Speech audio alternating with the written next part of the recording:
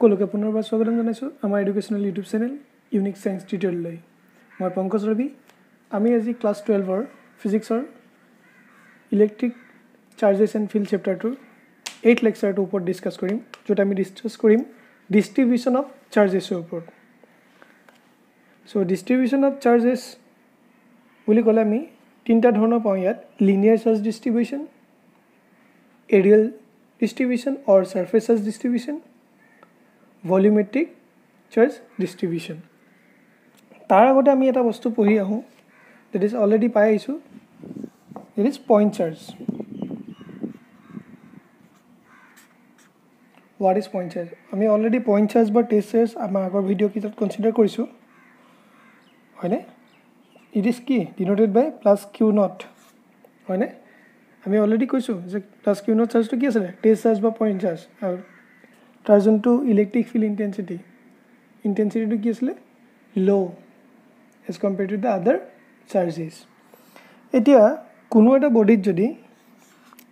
বডিত যদি ইলেক্ট্ৰিক চাৰ্জবোৰ এটা পইণ্টত কনচেনট্ৰেটেড হৈ থাকে বা থুপ খাই থাকে, তাকে আমি কি বুলি কৈছোঁ? Point charge. আৰু যদি চাৰ্জবোৰ গোটেই বডিটোত ডিষ্ট্ৰিবিউট হৈ থাকে, তেন্তে তাক আমি কি কয়? ডিষ্ট্ৰিবিউশ্যন অফ চাৰ্জেছ বুলি কওঁ। নাও বডিটোৰ শ্বেপটোৰ ওপৰত ডিপেণ্ড কৰি বেলেগ বেলেগ ধৰণৰ আমি ডিষ্ট্ৰিবিউশ্যন অফ চাৰ্জেছ পাইছোঁ। আমি অলৰেডি তিনিটা কনচিডাৰ কৰিছোঁ। চ' সেইটো কিহৰ ওপৰত ডিপেণ্ড কৰে? যে বডিটোৰ শ্বেপটো কি ধৰণৰ হয় তাৰ ওপৰত ডিপেণ্ড কৰি আমি কি কৈছোঁ? বেলেগ বেলেগ ধৰণৰ ডিষ্ট্ৰিবিউশ্যন অফ চাৰ্জেছ পাইছোঁ। চ' ফাৰ্ষ্ট আমি কি কনচিডাৰ কৰিছোঁ? Linear charge distribution. ইয়াত কি হয় চোৱা, আমি এডাল কণ্ডাক্টৰ কনচিডাৰ কৰিছোঁ, ঠিক আছে, যাৰ নেকি লেংথ কি হয়? এল, আৰু তাত টোটেল চাৰ্জ আছে কিমান? কিউ।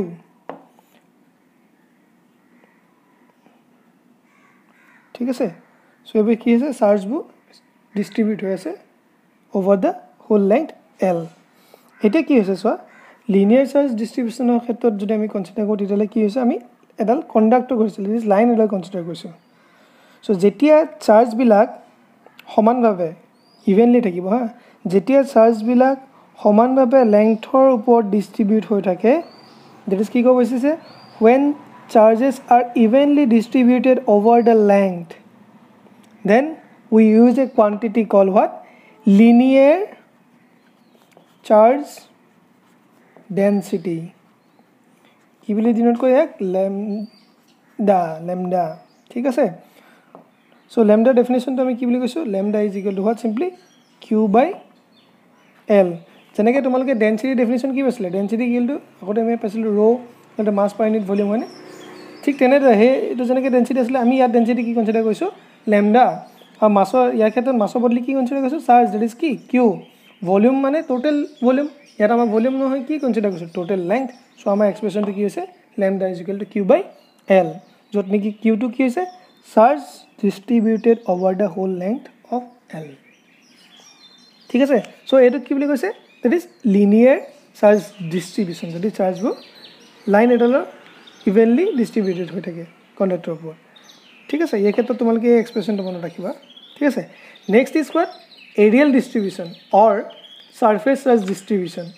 চ' সাৰফেস বুলি অলৰেডি টাৰ্মটো তুমি গমেই পাইছা। সাৰফেস চাৰ্জ ডিষ্ট্ৰিবিউশ্যন মানে কি ক'ব বিচাৰিছে? এক নম্বৰটো এইটো, 2 নম্বৰ ক্ষেত্ৰত কি হৈছে? এতিয়া চোৱা, when charge is evenly distributed over surface areas. কিবা এটা আমি এইখন পেজতে কনচিডাৰ কৰিছোঁ, এটা সাৰফেস আছে। চ' ইয়াত এই সাৰফেস এইডোখৰ আমি এটা কনচিডাৰ কৰিছোঁ এৰিয়া এটা। চ' এইডোখৰ কি এজটো সাৰফেস এৰিয়া। ঠিক আছে, এতিয়া কি হৈছে? যদি চাৰ্জবোৰ when charges is evenly distributed over the surface area as, then surface charge density. এই ক্ষেত্ৰত আমি কি এটা কোৱান্টিটি পাম? Surface charge density. সেইটোক ডিনোট কৰে কি? ছিগমা। আগতে যেনেকৈ লেমডা আছিলে বুলি কি হয়? ছিগমা। এই টোটেল চাৰ্জটো ইয়াতো কি? কিউ এ কনচিডাৰ কৰিছোঁ, আৰু টোটেল সাৰফেস এৰিয়াটো আমি কনচিডাৰ কৰিছোঁ এছ বুলি। ঠিক আছে, মনত ৰাখিবা দেই। ঠিক তেনেদৰে থাৰ্ডটো কি আছিলে? ভলিউমেট্ৰিক চাৰ্জ ডিষ্ট্ৰিবিউশ্যন। এতিয়া ভলিউমেট্ৰিক চাৰ্জ ডিষ্ট্ৰিবিউশ্যনৰ ক্ষেত্ৰত কি হয়? আমি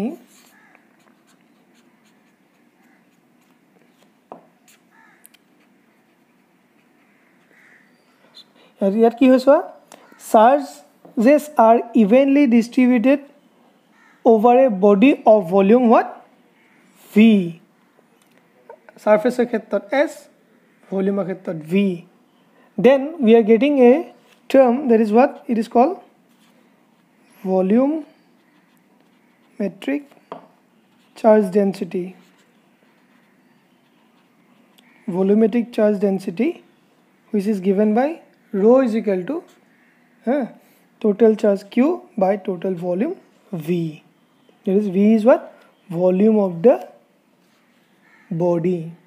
এতিয়া আমি এই তিনটা অলরেডি টাইম পাইছো যে শেপৰ ওপৰত ডিপেন্ড কৰি linear charge density surface charge density আৰু ভলিউমেট্ৰিক চাৰ্জ ডেন্সিটি পাইছো তাকে আমি কি কৈছো ডিস্ট্ৰিবিউশন অফ চাৰ্জেস এতিয়া চোৱা নাও পইণ্ট চাৰ্জটোৰ কাৰণে আমি এটা ইলেক্ট্ৰিক ফিল্ডৰ কি পাইছিলো এক্সপ্ৰেছন পাইছিলো ডেট ইজ কি পাইছিলো পইণ্ট চাৰ্জৰ ক্ষেত্ৰত অলৰেডি পাইছা ইজ ইকুৱেল টু কি আছিল 1/4 pi epsilon not q by r square into r cap মই আগৰ দুইটা ভিডিওতে মই এই বিষয়ে ডিসকাস কৰিছো ঠিক আছে ঠিক তেনেদৰে এটো পইণ্ট চাৰ্জৰ কাৰণে পাইছো তো এতিয়া আমি কি কৰিম চোৱা এতিয়া আমি এই বেলেগ যোনটো চাৰ্জ ডিস্ট্ৰিবিউশন কনসিডাৰ কৰিলো linear charge density surface charge density আৰু ভলিউম চাৰ্জ ডেন্সিটি তেলে তেহেদৰবোৰৰ ওপৰতো তেহেদৰ কাৰণে আমি কি পাম ইলেক্ট্ৰিক ফিল্ডৰ এক্সপ্ৰেছন পাম আৰু তাকে আমি এতিয়া উলিয়াম ঠিক আছে সো ফাৰ্স্ট আমাৰ পইণ্টটো কি কনসিডাৰ কৰিছে যে আমি এতিয়া কি কৰিম electric field due to a continuous distribution of charges পঢ়িম ঠিক আছে আগতে কি আছিল এটা পইণ্টৰ কাৰণে পইণ্ট চাৰ্জ এটা কন্টিনিউয়াস ডিস্ট্ৰিবিউশন চাৰ্জ তাৰ প্ৰথমটো আমি কনসিডাৰ কৰিছো যে দিস কি লিনিয়াৰ চাৰ্জ ডিস্ট্ৰিবিউশন এটি ইয়াত কি হয় চোৱা আমি কি উলিয়াবলৈ কৈছো ইলেক্ট্ৰিক ফিল্ডৰ expression electric field due to a linear charge distribution ঠিক আছে সো আমি এল লাইনটো এটা কন্ট্যাক্টৰ কনসিডাৰ কৰিছো হয়নে যত নেকি টোটাল চাৰ্জ আমি কি কনসিডাৰ কৰিছো q চাৰ্জেস are distributed over the length linear charge over the length এটা তাৰ আমি already surface charge okay density expression to পাই আইছো linear charge density কি lambda is equal to q by l এতিয়া এই টোটাল চাৰ্জটো হল q যদি এটা সাৰ্টেন পোৰশন কনসিডাৰ কৰিছ that is a portion to ঠিক আছে এই পোৰশনটো যদি কনসিডাৰ কৰো টোটাল লেংথ যদি এল এই স্মল পোৰশনটো কি হ'ব dl হ'বনে আৰু তাত চাৰ্জ কি থাকিব কম কে থাকিব that is আমি কনসিডাৰ কৰিছো সাপোজ dq আছে কিমান লেংথত dl লেংথত তাৰ পৰা আমি এনেকৈ লিখিব পাৰিম নে therefore dq is equal to what lambda into dl পাৰিম ঠিক আছে এটো সাপোজ ইকুৱেশ্যন 1 এতিয়া চা এতিয়া যি এই সৰু লেংথটো থকা dq চাৰ্জ আছে তো এতিয়া যি এই সৰু লেংথটো থকা dq চাৰ্জটোৰ পৰা আমি এটা r ডিসটেন্সত এটা চাৰ্জ কনসিডাৰ কৰিম that is কি প্লাস q নট যেটো কি আছিল এটা পইণ্ট চাৰ্জ কনসিডাৰ কৰিছো এতিয়া ইয়াত এটা চাৰ্জ আছে dq ইয়াত এটা চাৰ্জ আছে কি আছে q নট আৰু তেহেতৰ মাজত ডিসটেন্স ইজ what r তেহেতৰ মাজত কি হ'ব ফোৰ্স টেক কৰিব তেতিয়া আমি কি কৈছো এই সৰু এলিমেন্টাৰী লেংথটো dl যত নেকি চাৰ্জ আছে dq তাৰ পৰা যদি এটা সাৰ্টেন ডিসটেন্স r ডিসটেন্সত এটা পইণ্ট চাৰ্জ থাকে তেতিয়া আমি কি পাম ফোৰ্স পাম কিন্তু এই ফোৰ্সটো কি হ'ব আমাৰ সৰু ফোৰ্স সো তেতিয়া এই সৰু ফোৰ্সটো আমি কি কৈছো df বুলি কনসিডাৰ কৰিম সো দ্যাট মিন্স কি কৈছো আমি the small force on q naught due to the small elementary charge length dl is given by df force expression কি আছিল 1/4 pi epsilon naught q naught এটা q এটা কি ইয়াত কি আছিল dq ইটো চাৰ্জ কি q naught কনফিউজন নহবা এটা dq দেই আৰু এটা কি q naught বা ইনটু লিখি দিয়া যদি কনফিউজন হৈছে that divided by কি distance between them square কি r square into r cap or আমি লিখিবলৈ গলে কি হ'ব ফাইনালি যদি dq ভ্যালু কি পাইছো form equation on lambda dl so 1/4 pi epsilon naught q naught lambda dl that divided by r square into r cap so eto suppose equation ki 2 now etia এই যোনটো আমি length consider কৰিলো এটা সাৰ্টেন length dl কৈছো এই দেখত যদি আমি আকৌ কনসিডাৰ কৰো কি হ'ব dl আকৌ এই দেখত যদি কনসিডাৰ কৰো কি হ'ব dl এই দেখত গলে কি হ'ব dl সো dl ধে পাম তে প্ৰত্যেকটো পইণ্টত এটা ফোৰ্সও কেনেকৈ পাম কি df পাম হয়নে বা 1 2 কে DF4 সামেশন পাম এতিয়া যদি আমি টোটাল উলিয়াও তেন্তে প্ৰতিটো পইণ্টত কি পাম DF টো পাইছোতো সো টোটাল ফোৰ্স উলিয়াবলৈ হলে কি হ'ব এই গুটি ফোৰ্সখিনি কি কৰিব আমি সাম কৰিব লাগিব so that total force on Q0 due to the whole length can be finally found by integrating the whole length. That is, for the expression we are getting the total force F is equal to what? F is what? Integrate koisu, summation of what? Total force. That is key DF vector.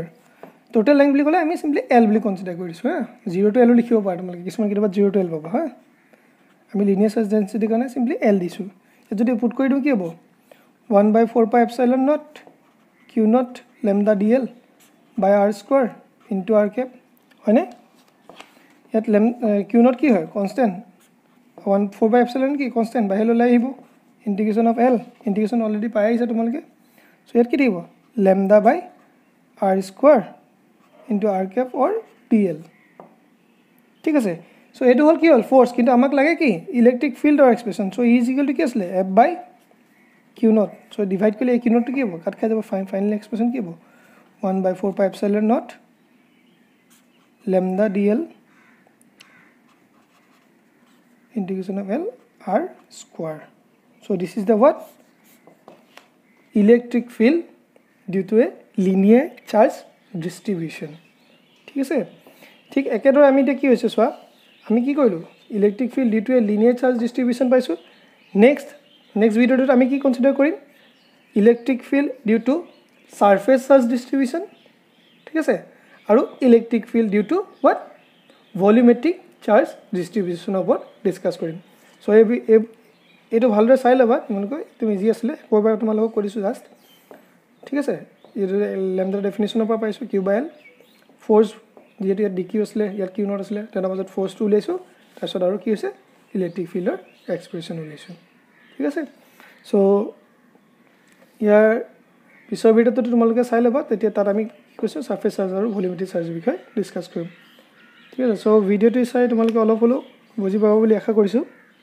আৰু হেকত সকলোকে জনাও যেন আমাৰ চেনেলটো kindly subscribe কৰি লবা আৰু কাষতে থকা বেল আইকনটো টাচ কৰিবা যাতে আমাৰ প্ৰতিটো ভিডিও তোমালোকে পাই থাকা আৰু যদি তোমালোকে আমাৰ ভিডিওবোৰ হসাই ভাল পাইছা তেতিয়া তোমালোকে নিজৰ ফ্ৰেন্ড সাৰ্কেলৰ মাজত যিমান পাৰ শেয়াৰ কৰিবা যাতে তেওঁলোকো আমাৰ এই ভিডিওবোৰ চাই অলপ হলো উপকৃত হয় যেন সো আজি ভিডিওটো আমি ইমানতে সামৰণি মাৰিছো সো ইউনিক সায়েন্স টিউটৰিয়েলৰ পৰা তোমালোকক ধন্যবাদ জনাইছো